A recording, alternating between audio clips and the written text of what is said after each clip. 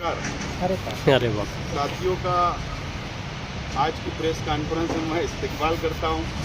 जानबूझकर सेकुलर अल्फाज का इस्तेमाल किया हूँ मैंने, क्योंकि जिस तरीके से मुल्क के अंदर दो सोच के लोग हैं, इसी तरीके से मीडिया के अंदर भी दो सोच के लोग नज़र आ रहे हैं। इसके लिए सेकुलर का इस्तेमाल जानबूझकर किया हूँ। तमाम ही साथियों का मैं इस्तेमाल करता हूँ आज की प्रेस कॉन्फ्रेंस में। आप लोगों को पता है कि महाराष्ट्र के असेंबली का इलेक्शन खत्म हुआ, नतीजे आए, हुकूमत बन गई और कौन सी पार्टी को कितनी सीटें मिली, किसकी हुकूमत बनी, आप लोग के सामने है। बहरहाल विधानसभा 114 सेंट्रल असेंबली हल्के से मैं खुद भी उम्मीदवार था। इंडियन सेकुलर पार्टी की जानिब से मैंने उम्मीदवारी की और मैं 162 वोट से असेंबली इलेक्शन हार गया। और आज की प्रेस कॉन्फ्रेंस लेने का मकसद ये है कि हमारे मुल्क में संविधान है, आइन है और हर इंसान को, हर शख्स को हक दिया गया है और वो अपना हक का जमहूरी तौर पर इस्तेमाल कर सकता है।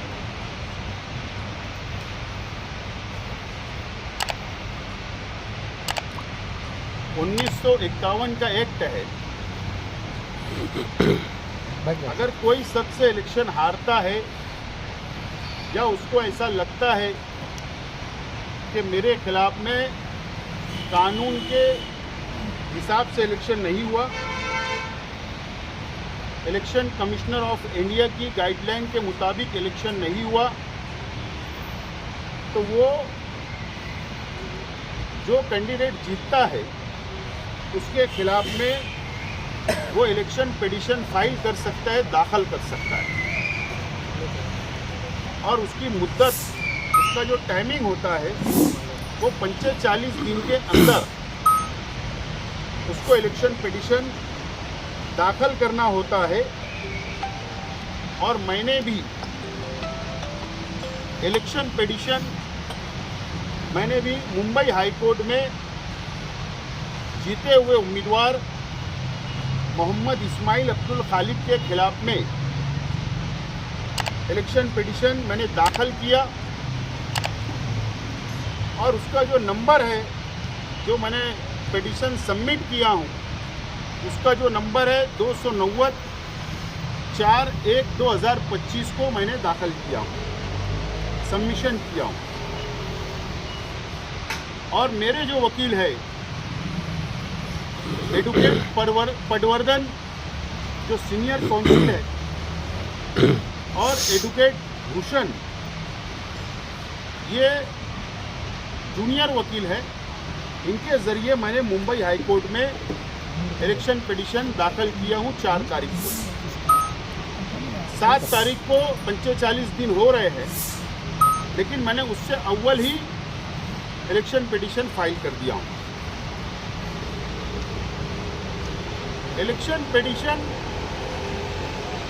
फाइल करने का मकसद, या जो हमारा मुतालबा या जो हमारी डिमांड हमने इलेक्शन पिटीशन के अंदर दाखिल की है कोर्ट के सामने, मुंबई हाई कोर्ट के सामने,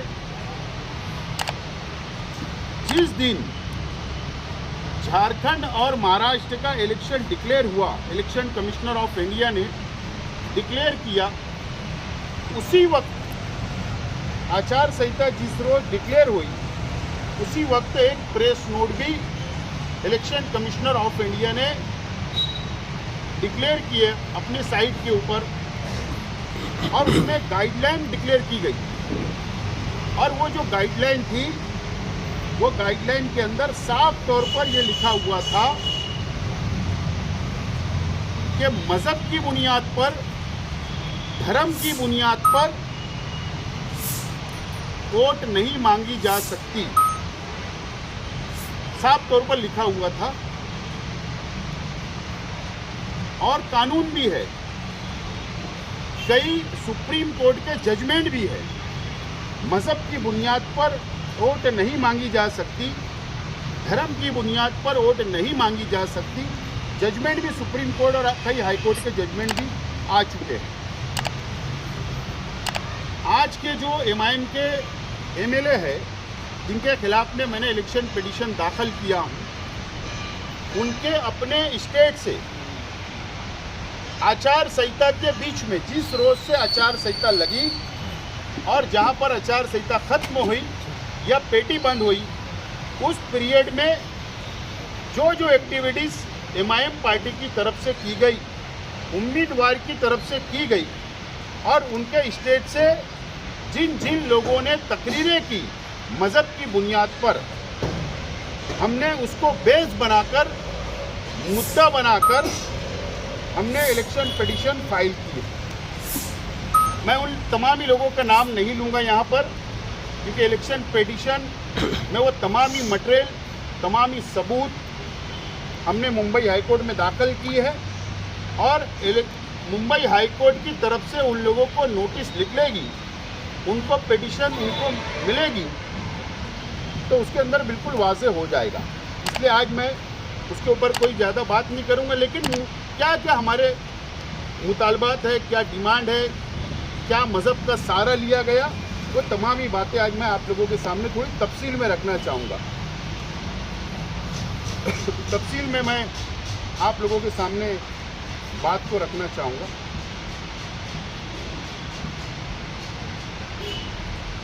मालेगांव शहर तकरीबन 2007 से लेकर आज तक न ये शहर का डेवलप हुआ, न ये शहर की तामीर व तरक्की हुई, न ये शहर आगे बढ़ रहा है। और उसकी बुनियाद है कि मज़हब का इस्तेमाल हर इलेक्शन के अंदर यहाँ पर होता है।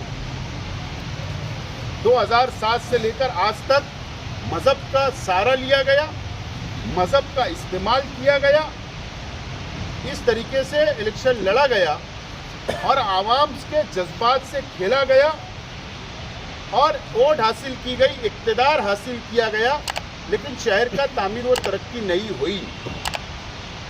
और 2014 से 19 तक मैं एमएलए रहा और मैं विकास और डेवलप के नाम पर वोट मांगा और जो मैंने वादा किया तो वो शहर में मैंने तामीरी काम किए।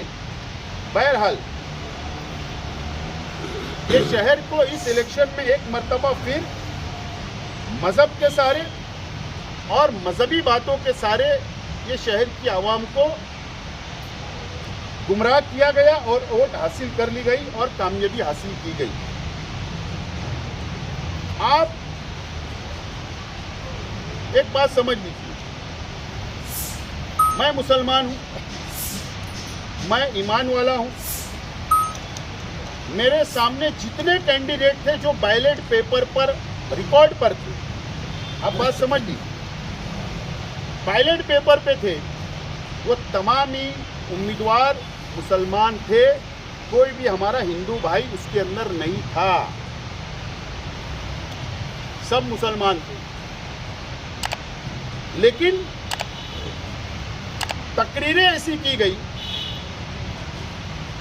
ऐसा मजहब का सहारा लिया गया कि एक अल्लाह, एक रसूल, एक कुरान को मानने वाले के अंदर भी छोटा और बड़ा बताया गया। मैं पक्का मुसलमान, ये कच्चा मुसलमान, उसके अंदर भी फर्क किया गया। ये इलेक्शन ये शहर ने देखा, ये शहर को गुमराह किया गया। आप इत्मीनान से समझ लीजिए, हर शहर की आवाम एक साथ जमा होकर किसी सियासी पार्टी का जलसा नहीं सुनती, या आप लोगों के YouTube चैनल के ऊपर जो तकरीरें आती हैं वो सब नहीं सुनते। उनको अलग अलग तरीके से गुमराह किया गया, अलग अलग स्टेज लगाकर। मिसाल के तौर पर एक हजरत थे एक मुकर्रिर थे उनके, वो ये बोलते हैं कि लश्कर वाली ईदगाह के खतीब व इमाम इमामत करते हैं और मैं जानता हूं कि मालेगांव से कम 1.5 लाख तबका आपके पीछे नमाज पढ़ता है कि नहीं, बताओ मुझे हाथ उठाकर। तकरीर में बोला गया, हाथ उठाकर बताइए। वो शख्स ऐसा बोलता है, जब तुम नमाज पढ़ते हो, 1.5 लाख की तादाद में अपना इमाम मानते हो, तो खुदा की कसम हम गौसे आजम को मानने वाले हैं, अपनी जान इनके नाम पर दे दे और शहर का मुफ्ती नमाज पढ़ाए और 1.5 लाख का मजमा नमाज पढ़े। आज वोट के लिए आओ और इसे बोलना पड़ता है कि शर्म करो, शर्म करो, शर्म करो। मालेगांव के गयूर मुसलमानों, तुम नमाज पढ़ते हो, इनके पीछे अपना इमाम मानते हो, आज कसम खा लो हमारे एक वोट मुफ्ती इस्माइल साहब की निशानी पतंग को पड़ेगी, पतंग पर पड़ेगी। नहीं मुझे बताओ, हाथ उठाए। ऐसे मत इमाम मानते, इमाम मानना इमाम है, इमाम मानता ऐसे हम सुनेंगे, अपना कायद मान लो। और वो आगे वो शख्स से बोलता, बहुत लंबी, 1.5 लाख नमाजी शहर के पीछे नमाज पढ़ते, उसमें जैसी तकरीर है वैसी हमने लिखा, तब कैसे जीतेगा ये मुझे बताओ। अगर जीत गया मैं या मुखालिफ उम्मीदवार जीत गए तो खुदा की कसम हम तुम सबको कहेंगे कि इनके पीछे नमाज पढ़ने वाले सच्चे मुसलमान नहीं है। इस तरीके की तकरीर की गई। यानी 1.5 लाख लोग नमाज पढ़ते हो तो कसम खा लो, मैं शॉर्ट में बोल रहा हूँ, कसम खा लो और उनको वोट दे दो। अगर आपने वोट नहीं दिया तो आप सच्चे मुसलमान नहीं होंगे। इस तरीके की तकरीर की गई एक उनके स्टेट से, इमाम के स्टेट से आचार संहिता में, और इस तरीके से मुसलमानों को वर्गलाया गया और एक मजहबी मुकामात के एक इमाम के ताल्लुक से बताकर वोट हासिल की गई। इस तरीके की भी तकरीरें की गई। नंबर 1, मैं इसलिए ये तफसील आज बताना चाहता हूँ कि मेरी शहर की माँ बहनें, मेरे शहर के नौजवान और मेरे शहर की आवाम इस प्रेस कॉन्फ्रेंस के ज़रिए, यूट्यूब चैनल के ज़रिए, अखबारात के ज़रिए ये समझे, सुने और फैसला करे कि आपको किस तरीके से जज्बात में लाकर आपके जज्बात से मजहबी नाम पर खेला गया, मज़हब की बुनियाद पर वोट मांगी गई, ये समझिए और धोखा दिए गए शहर की आवाम को। इसलिए मैं तफसील बता रहा हूँ। एक और हजरत है, आप लोग 20 नवंबर को होने वाले असेंबली चुनाव में एमआईएम के जो उम्मीदवार है मुफ्ती मोहम्मद इस्माइल साहब को अपनी कीमती वोट देकर भारी अक्सरियत से कामयाब करे। सुन ले, दूसरा हजरत है, इनकी निशानी पतंग है, 5 नंबर की बटन। याद रखना, हम 5 टाइम की नमाज पढ़ते हैं। 5 इस्लाम के 5 अरकान हैं, वो 5 अद और 5 पंजतन हैं। और मैं अल्लाह रब्बुल इज़्ज़त से दुआ हूँ कि अल्लाह 5 पंजतन के सदक़े में मुफ्ती इस्माइल साहब को कामयाब अता करेंगे। इस तरीके की बातें की गई। 5 नंबर का बटन, 5 पंजतन, 5 फ़राइज़, इस तरीके से मज़हब का सारा लिया गया।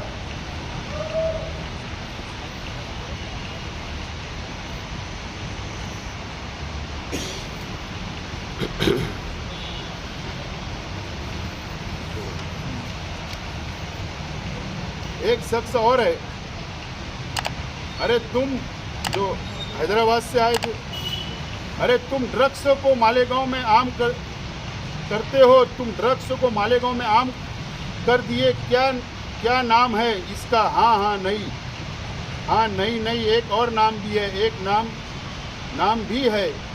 हाँ, ये ड्रग्स का क्या बोलते हैं, ड्रग्स को क्या बोलते हैं? हाँ, बहुत से नाम है इसका, एक नाम ऑटो भी है। यानी मेरा निशान ऑटो रिक्शा था, ऑटो भी है। मालेगांव में आप देख लीजिए, ड्रग्स कौन आम कर रहा है, पुलिस जानती है। ड्रग्स का कारोबार कौन कर रहा है, बच्चे की जिंदगी कौन बर्बाद कर रहा है, बर्बाद करे। तुम ऐसे शख्स नामोद रिसालत में आगे नहीं बढ़ा, जो शख्स यजीदियों की तरह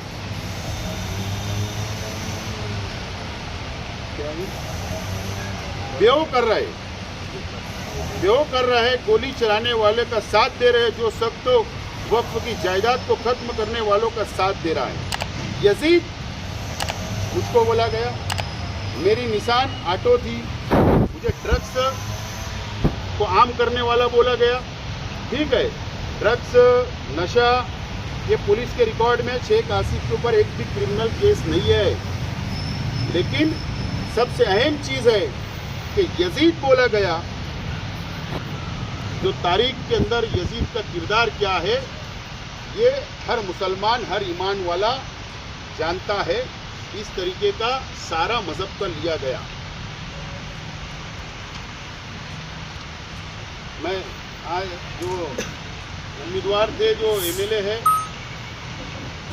ठीक है ना, हम लोग स्टेज पर भी बोलते थे, हम आज भी मानते हैं, कल भी मानेंगे।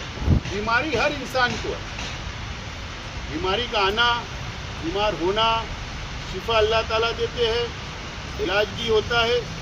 ये एक अलग पार्ट हर इंसान के साथ लगा हुआ है। लेकिन ये आए और उन्होंने पूरी तकरीर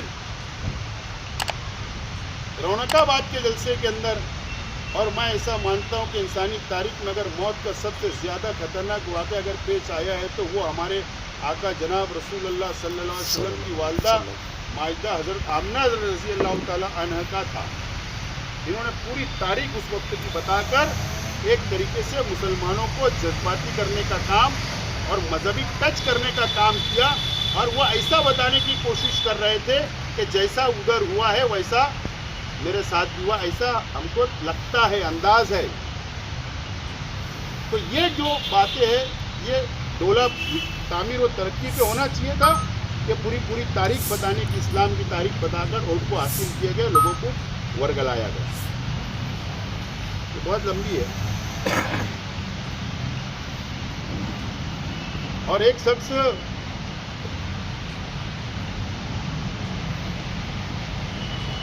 अल्लाह के नबी सल्लल्लाहु अलैहि वसल्लम ने जब किसी कबीले के अंदर किसी का सदर का इंतखाब करते थे तो ये देखते थे कि इस कबीले के अंदर किस शख्स के अंदर कुरान मौजूद है। जिस शख्स के अंदर कुरान मौजूद रहता था, मेरे प्यारे नबी करीम सल्लल्लाहु अलैहि वसल्लम इस शख्स का पहला इंतखाब करते थे। इस तरीके से बताया गया। और तेरा मेरा रिश्ता क्या, ला इलाहा इल्लल्लाह मुहम्मदुर रसूलुल्लाह, और 20 तारीख को पतंग की ओट मांगी गई, इस तरीके की बताकर हमारा मुल्क इस्लामी मुल्क नहीं है। यहाँ पर जमहूरियत है, यहाँ हिंदू, मुस्लिम, सिख, ईसाई, हर मज़हब, हर धर्म के मानने वाले रहते हैं। ये इस्लामी मुल्क नहीं है। यहाँ का इंतखाब, यहाँ का उम्मीदवार को चुनना, ये तामीर व तरक्की, डेवलपमेंट के नाम पर, आवाम के मसाइल के ऊपर, तालीम के ऊपर, बुनियादी सहूलत के ऊपर इलेक्शन लड़ा जाता है। लेकिन पूरी तरीके से मज़हब का इस्तेमाल किया गया। और भी तकरीरें, मैं थोड़ा उसको शॉर्ट करता हूँ। एक तो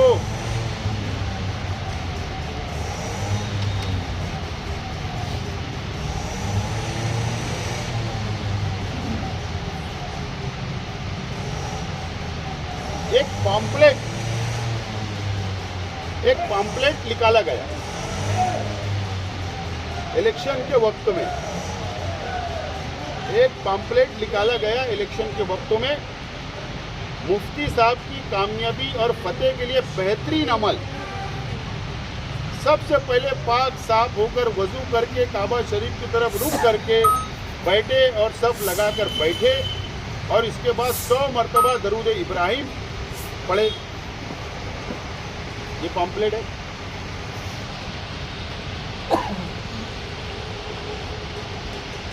बात समझ लो, हेडिंग क्या है? मुफ्ती साहब की कामयाबी और फतेह के लिए बेहतरीन अमल, और इसके अंदर दरूद इब्राहिम वजीफा भी करो।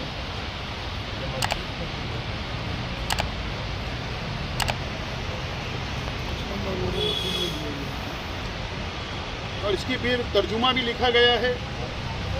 इस तरीके का पम्पलेट तकसीम किया गया, लेकिन इस पम्पलेट की वो कहाँ तकसीम हुआ, कैसे तकसीम हुआ, हमारे पास सबूत है और उस सबूत हमने पिटीशन के अंदर फाइल की है।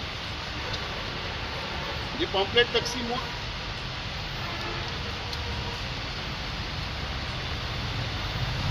हमारा शहर, हमारा मुल्क, हमारा मुल्क जमहूरी मुल्क है।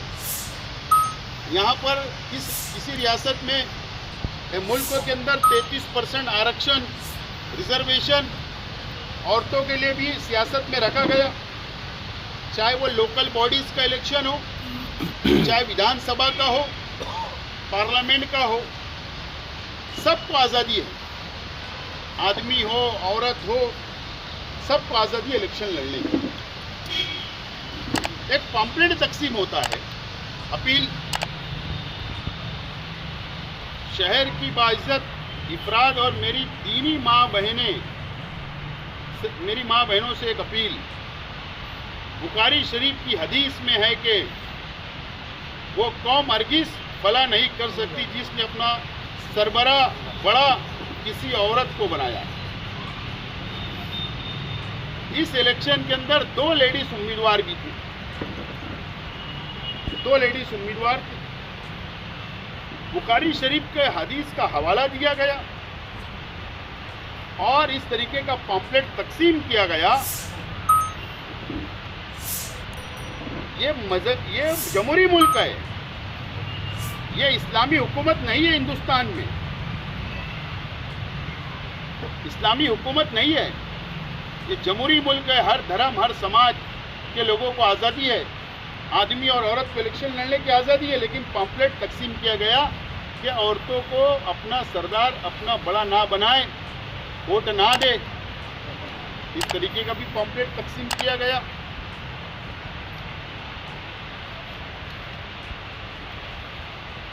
वो भी हमने इलेक्शन पिटीशन के अंदर फाइल किया है। और तीसरा पम्पलेट है, वोट देकर सवाब हासिल करे और अपने आप को गुनाह से बचाए। पम्पलेट है और बहुत तफसील है। मोहतरमा राफे आफा साहिबा, MLA साहब की बहन, उन्होंने अपील की, उन्होंने पम्पलेट निकाला। उसके अंदर बहुत पहला सवाब लिखा हुआ है।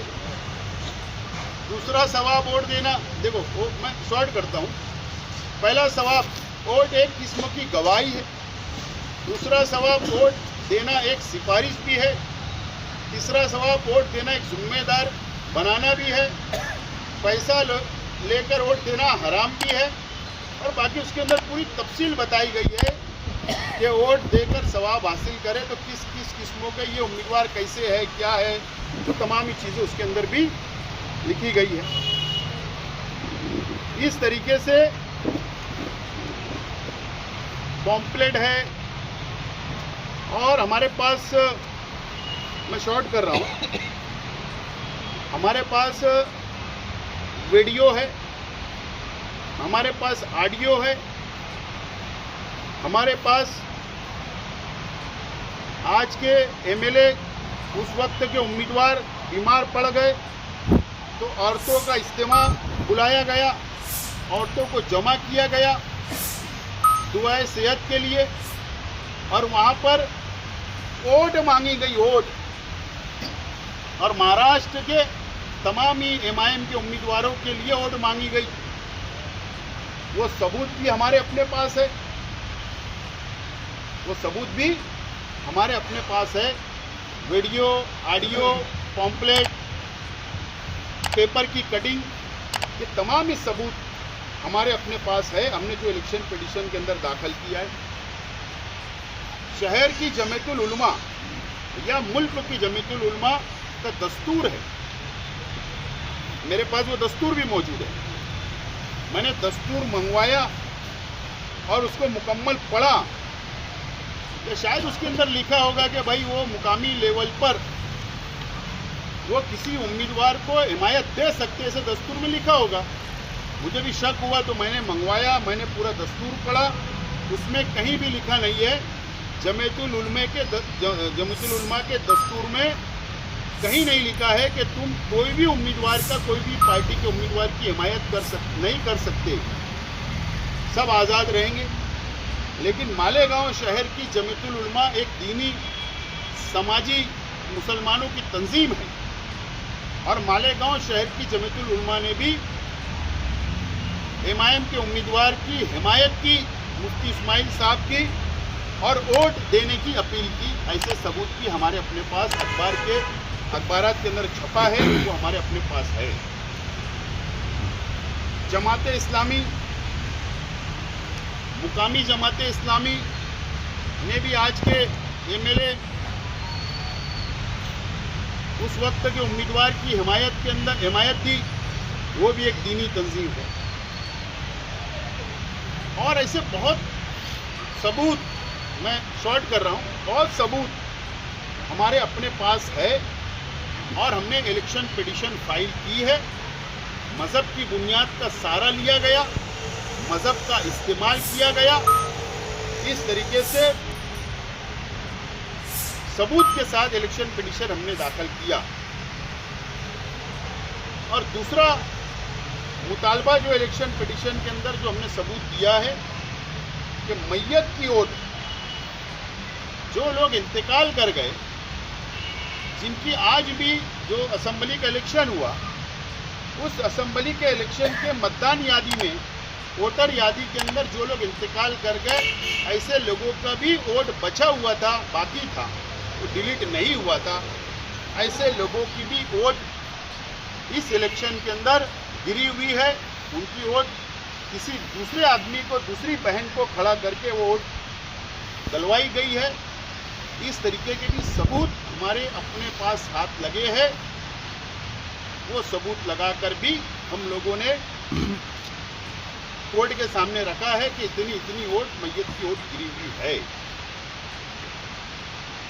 और हमने इसके अंदर आज के एमएलए की मेंबरशिप यानी एमएलएशिप रद्द की जाए, और सेकंड नंबर पर मैं हूं, 162 वोट से मैं हारा हूं, और मुझे डिक्लेयर किया जाए, इस तरीके की हमने डिमांड की है। और इलेक्शन पिटीशन हमने 4 तारीख को फाइल किया है, दाखिल किया है। और हमारे दोनों एडवोकेट, जो एडवोकेट पटवर्धन साहब है, एडवोकेट भूषण मंडलिक साहब है, उनके ज़रिए हमने इलेक्शन पिटीशन फाइल कर दी, दाखिल कर दी है। लेकिन इस तरीके से असेंबली का इलेक्शन इस शहर के अंदर लड़ा गया मजहब की बुनियाद पर। हमारा मुल्क जमहूरी मुल्क है, और हम ये चाहते हैं कि हमारा मजहब, मैं भी मुसलमान हूँ, दूसरे भी उम्मीदवार मुसलमान थे, हम ये चाहते हैं कि हमारा मजहब, हम ईमान वाले हैं, हमारी नमाजें मस्जिद में हो। हम चाहते हैं कि वहाँ पर हम दीन की बात करें। हम चाहते हैं कि मजहब हमारी आखिरत के लिए होना चाहिए, जो हम सुनते हैं, सीखते हैं और हमारी आखिरत बनाते हैं। लेकिन मजहब को सियासत में इस्तेमाल नहीं होना चाहिए, यह हमारा अपना मानना है।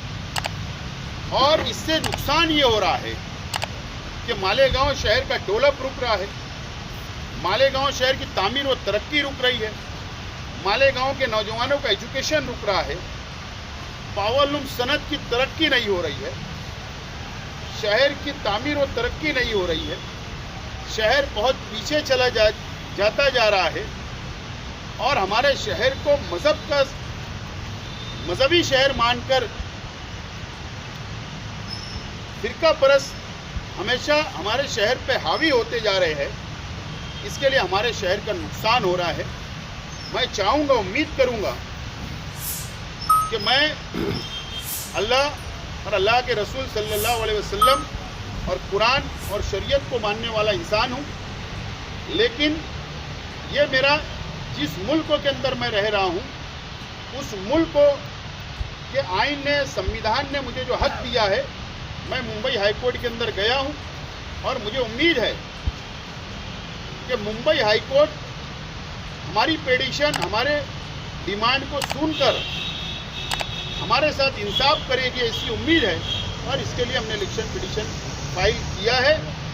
और मैं उम्मीद करता हूं कि आइंदा ये शहर की आवाम इस प्रेस कॉन्फ्रेंस के जरिए मेरी बातों को समझे, सुने, अखबारात में पढ़े कि किस तरीके से आपके जज्बात से खेला गया, मज़हब का इस्तेमाल किया गया, यह हमारे शहर के लिए ठीक नहीं है।